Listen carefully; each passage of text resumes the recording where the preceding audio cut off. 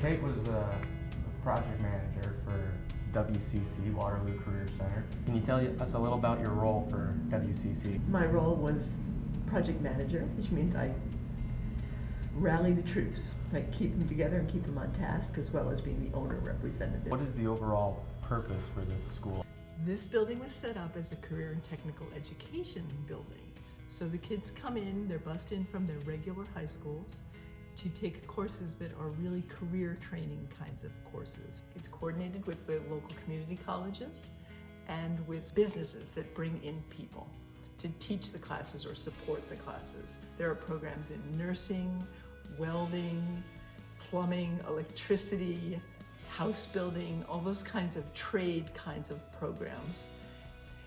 It's meant to be a place where kids really learn skill sets so they can decide if they want to go to community college, if they want to go out into the work environment right away after high school, or if they're going to go on to four-year college. It's a hands-on kind of experience. It's a renovation of an existing school, and the school was built in the 70s, and it's a bunker. So we did what we could to open up windows. Sure, so going from no daylight to filling the space with daylight. As much as we possibly could. It's dramatically different. We actually pulled out a number of the concrete tees that are in the structure of the roof, and we're able to raise the roof and bring in daylight and make a huge impact on the interior of the building. We really wanted it to be open and kind of have use this idea of learning on display. So there's a lot of glass, there's a lot of visibility in and out of classrooms, and the idea was that students have some autonomy to move in and out of classrooms and work in smaller groups outside of classrooms. So making all of that flow and work together was really fun, and it just made it very pretty.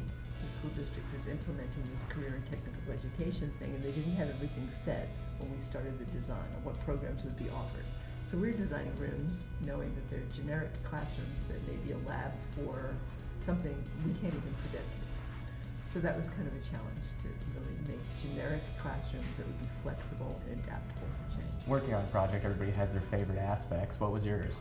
I think in the end it was the bold move to really turn the building towards the daylight and this feeling of a bunker to be something that's really open and engaging for students. It really opened up both the plan as well as to the outside.